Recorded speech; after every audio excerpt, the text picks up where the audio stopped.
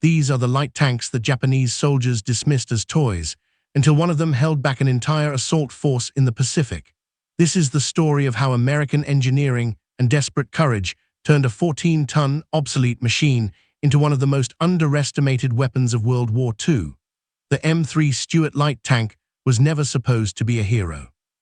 By 1941, military planners already considered it outdated. In Europe, German tanks outweighed it by 20 tons and carried armor 3 times as thick. But in the steaming jungles of the Pacific, where the real enemy wasn't just the Japanese but the terrain itself, this little tank would prove that sometimes being small is exactly what you need to survive. Let me paint you a picture of what American tank crews faced in the Pacific. While their counterparts in Europe worried about German Tigers and Panthers, Pacific tankers dealt with an entirely different nightmare. Jungle paths so narrow you could touch both sides from the turret, mud that could swallow a vehicle whole, heat so oppressive that crews regularly passed out inside their metal coffins, and an enemy that had spent years perfecting the art of jungle warfare. The Japanese military machine of 1941 operated on a simple philosophy: the warrior spirit could overcome any technological disadvantage. Their tanks reflected this mindset. The Type 95 Hago, Japan's most common tank, weighed just 7.4 tons. Its armor was so thin that anti-tank rifles could punch through it, but Japanese commanders didn't see this as a weakness. They saw tanks as mobile machine gun nests, there to support the infantry that would do the real fighting. This is where the Stuart entered the picture. When the first M3s rolled off transport ships in the Philippines in late 1941, they represented America's entire tank force in the Pacific. 4 men crewed each Stuart: a commander, gunner, driver, and co-driver who also manned the hull machine gun. These weren't the massive tank formations you've seen in movies about D-Day. These were scattered platoons and companies, sometimes just individual tanks, trying to hold together a defensive line that was falling apart. The Stuart specifications tell a story of compromise. At 14.7 tons, it was half the weight of a Sherman medium tank. Its armor ranged from just 13 millimeters on the sides to 51 millimeters on the turret front. The main gun was a 37-millimeter piece that soldiers had already nicknamed the pea shooter. But here's what the specifications don't tell you. In the Pacific, these compromises became advantages. That 14.7-ton weight meant the Stuart could cross bridges that would collapse under heavier tanks. The modest armor was still twice as thick as anything the Japanese fielded, and that 37-millimeter pea shooter, against Japanese tanks with armor measured in single digits of millimeters, it was devastating. The first real test came on December 22, 1941, just 2 weeks after Pearl Harbor. American Stuart crews in the Philippines found themselves facing an enemy they'd never trained to fight, in terrain they'd never imagined, with equipment everyone said was already obsolete. What happened next would set the pattern for tank warfare across the Pacific. Time and again, these light tanks found themselves in situations their designers never imagined, cut off from support, surrounded by enemy infantry, fighting not just to win, but simply to survive another hour. The Japanese initially treated the Stuart with contempt. Their own tank doctrine emphasized mobility over protection, and they assumed American light tanks followed the same philosophy. They called them toy tanks, miniature versions of the real weapons they expected to face. This dismissive attitude would cost them dearly. One of the Stuart's most effective weapons wasn't its gun or armor, but its psychological impact. Japanese infantry had trained to fight other infantry. They had tactics for dealing with pillboxes and fortifications, but a mobile, armored opponent that could shrug off rifle fire and grenades, that was something new, and it terrified them. The Stuart's crew compartment was cramped even by tank standards. 4 men shared a space smaller than a compact car's interior, surrounded by ammunition, radio equipment, and the mechanical guts of the machine. In the Pacific heat, temperatures inside reach 120 degrees Fahrenheit. Crews often fought in nothing but shorts and boots, pouring water over themselves between engagements just to stay conscious. These brutal conditions created a unique bond. Stuart crews in the Pacific developed an almost telepathic coordination. The driver learned to position the tank without orders, knowing instinctively where his gunner needed to be. Loaders could slam rounds home in complete darkness. Commanders directed their vehicles with hand signals and kicks, creating a language of survival that transcended words. The 37mm M6 gun that armed the Stuart had been designed in the 1930s when tank armor was still thin and tactics were still evolving. By European standards of 1942, it was hopelessly inadequate. But warfare isn't about standards, it's about adaptation. Stuart crews discovered that their gun might not penetrate the front armor of newer tanks, but it could punch through sides and rears all day long.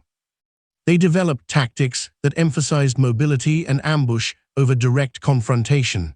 Against Japanese tanks, the situation was different. The Type 95 Hago's armor maxed out at 12mm. The Stuart's gun could penetrate that at any range from any angle. But Japanese tanks were rarely the main threat. The real danger came from infantry attacks, especially at night. The Japanese excelled at infiltration tactics. They would creep through jungle darkness, sometimes taking hours to cover a few hundred yards, until they were close enough to attack with grenades and magnetic mines. Stuart crews learned to sleep in shifts, with someone always scanning the jungle through periscopes.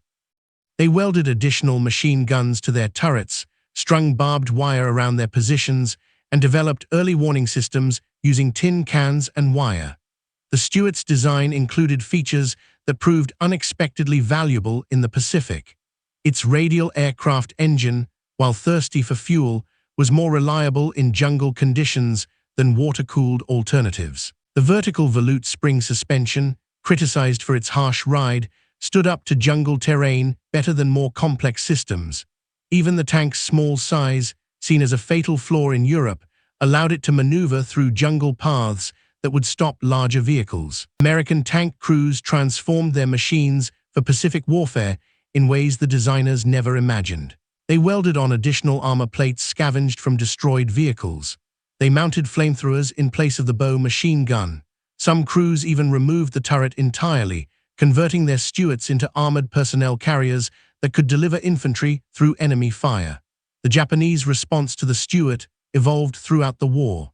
Initial contempt gave way to grudging respect, then to specific tactical innovations designed to counter American armor. They developed the Type 99 magnetic anti-tank mine, trained special anti-tank teams, and even created human bullet soldiers who would throw themselves under tank treads with explosive charges.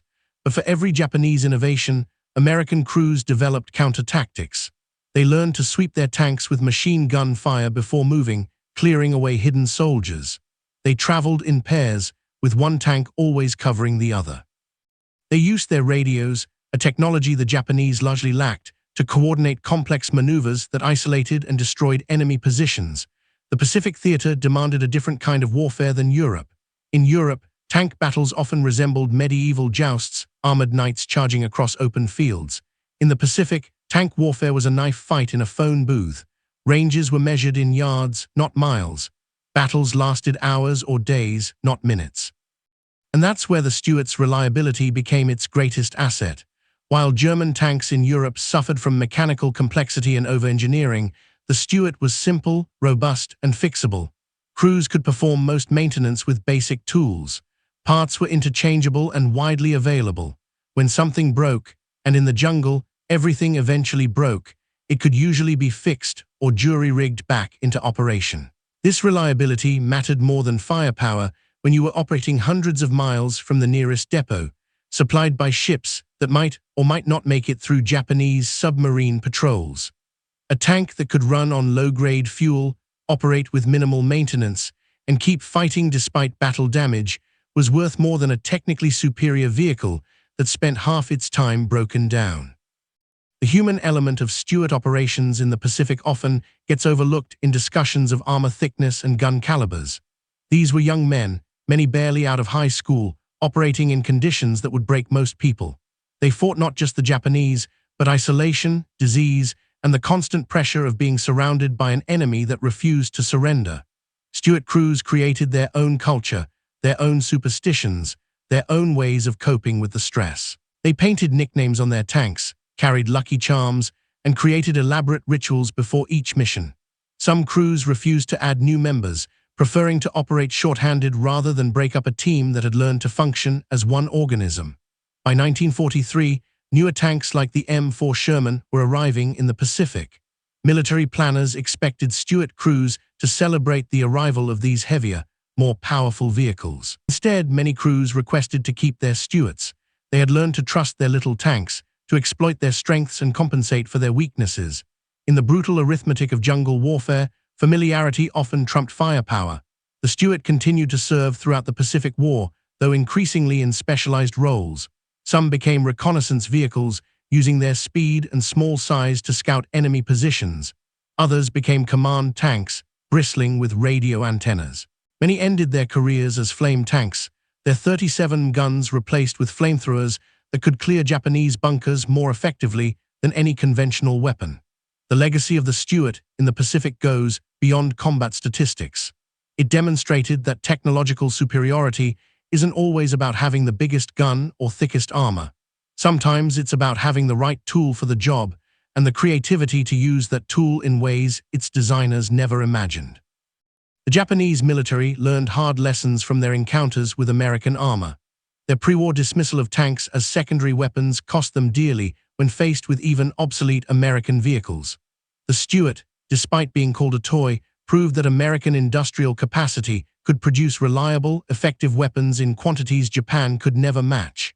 For American forces, the Stuart provided crucial lessons that would influence tank design and doctrine for decades. It showed the importance of reliability over complexity, the value of crew, training and initiative, and the need to adapt vehicles to their operational environment rather than forcing predetermined tactics onto unsuitable terrain. Today, preserved Stuart tanks can be found in museums around the world, silent testimonies to a different kind of warfare. Their small size still surprises visitors accustomed to the massive tanks of later eras. But for those who understand their history, these little machines represent something larger: the triumph of adaptability over doctrine, of courage over technology, of human determination over mechanical limitations. The Stuart story in the Pacific is ultimately a human story. It's about crews who named their tanks and loved them like faithful dogs. It's about mechanics who kept machines running with baling wire and prayer. It's about commanders who learned that in jungle warfare, the best tank isn't always the biggest tank. Sometimes it's the one that shows up and keeps fighting. The phrase "toy tank" became a badge of honor among Stuart crews. What started as an insult from an enemy that underestimated American engineering became a rallying cry for tankers who proved that size isn't everything. In the steaming jungles of the Pacific, where every advantage mattered and every mistake could be fatal, the Stuart light tank wrote its own chapter in the history of armored warfare. The technical specifications tell only part of the story. Yes, the Stuart weighed 14.7 tons. Yes, it carried armor that would be considered dangerously thin by European standards. Yes, its 37 gun was already obsolete when the war began. Specifications can't capture the determination of crews who refused to give up, the ingenuity of mechanics who kept machines running against all odds, or the courage of men who faced an implacable enemy with nothing but steel, gasoline, and stubborn American optimism. This is what the Japanese military failed to understand when they dismissed the Stuart as a toy. They saw only the physical machine, not the system that produced it, supplied it, and manned it. They focused on individual warrior spirit, while underestimating the power of industrial democracy to produce good enough weapons in overwhelming numbers. Crewed by citizen soldiers who might not have been samurai, but who would stand and fight when it mattered. The Stuart Light Tank service in the Pacific Theater remains one of the great examples of making do with what you have. It wasn't the best tank of World War II. It wasn't the most powerful, the best armored, or the most feared. But in the unique conditions of the Pacific War, it was exactly what American forces needed: a reliable, adaptable weapon that could go where heavier tanks couldn't, survive where more complex machines would break down, and keep fighting long after it should have been replaced. That's the real lesson of the Stuart in the Pacific. Sometimes the best weapon isn't the most advanced or the most powerful. Sometimes it's the one that's there when you need it, crewed by men who know its every strength and weakness, maintained by mechanics who can fix it with whatever's at hand, and commanded by officers who understand that in war, perfect is the enemy of good enough. The toy tank that held back an assault for 6 hours wasn't just a machine. It was a symbol of American adaptability, of making the most of what you have, of finding strength in apparent weakness. In the end, that's what won the Pacific War, not technological superiority, but the determination to use every advantage, exploit every enemy weakness, and never give up. The Stuart light tank earned its place in history not despite its limitations, but because of how American crews turned those limitations into advantages. In a war where the biggest didn't always win and the strongest didn't always survive, the little tank that could proved that sometimes being underestimated is the greatest weapon of all.